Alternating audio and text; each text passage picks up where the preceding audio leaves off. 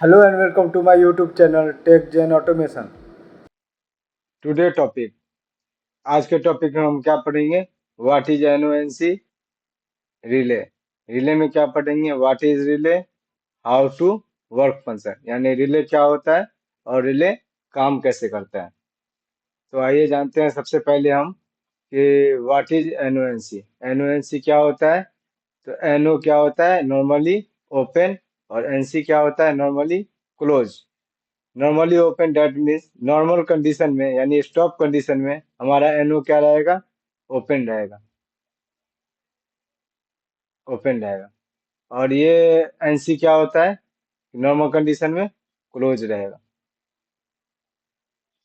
Open close that means हम आप नीचे फिगर से मैं समझाना चाहूंगा कि ये एनओएनसी वर्क कैसे करता है। तो स्टॉप कंडीशन में क्या रहेगा? ओपन। ओपन मतलब ये करंट को फ्लो नहीं होने देगा, करंट को फ्लो नहीं होने देगा।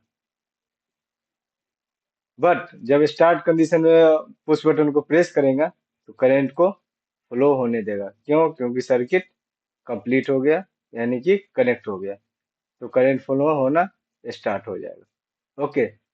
सेम इसी प्रकार एनसी। एनसी में क्या है? नॉर्मल कंडीशन में नॉर्मली क्लोज होता है, यानी क्लोज है सर, यानी कि करंट पास होने देगा नॉर्मल कंडीशन में।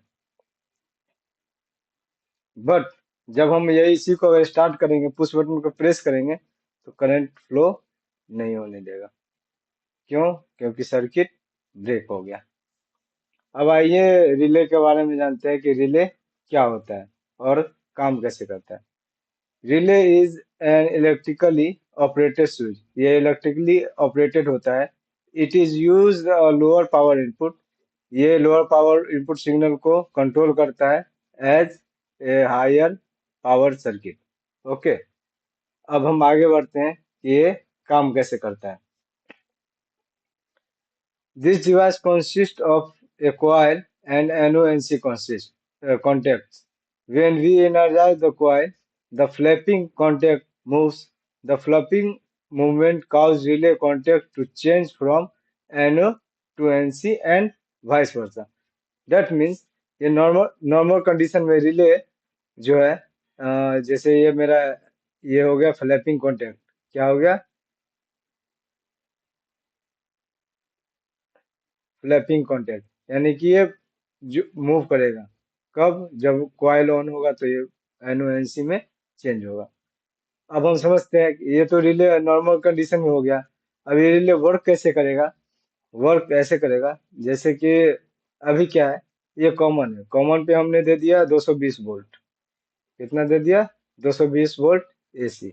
Okay, AC. Okay, 220 volt AC. तो ये नॉर्मल कंडीशन में क्या है? हमें बी पे मिल रहा है सप्लाई। कितना मिल रहा है? 220 वोल्ट एसी। ए पे नहीं मिलेगा, बी पे मिलेगा। क्यों? क्योंकि ये यहाँ से सर्किट कंप्लीट हो रहा है। बट सेम इसी प्रकार हम रिले को ऑन करेंगे। रिले को ऑन कैसे करेंगे? जैसे कि हम सप्लाई इसमें देंगे, सप्लाई देते ही ये क्या करेगा? इनर्जाइज होगा। इनर्जाइज हो जाएगा तो ये मैग्नेट बनाएगा। मैग्नेट बनाएगा तो ये जो कांटेक्ट है पहले कहाँ पे था? यहाँ पे।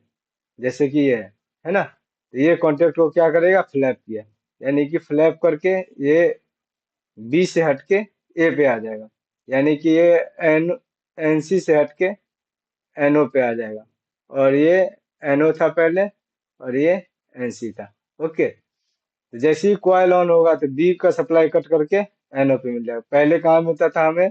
220 वोल्ट एसी हमें मिलता था यहाँ पे बी पे, लेकिन अब जब कॉइल ऑन हो गया तो कहाँ पे मिलेगा? ए पे मिलेगा। कहाँ पे मिलेगा? ए पे।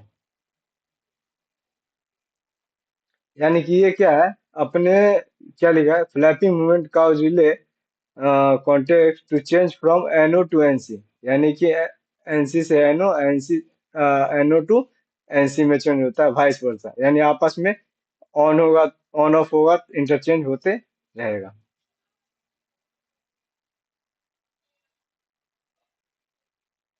थैंक यू, आज के लिए इतना ही।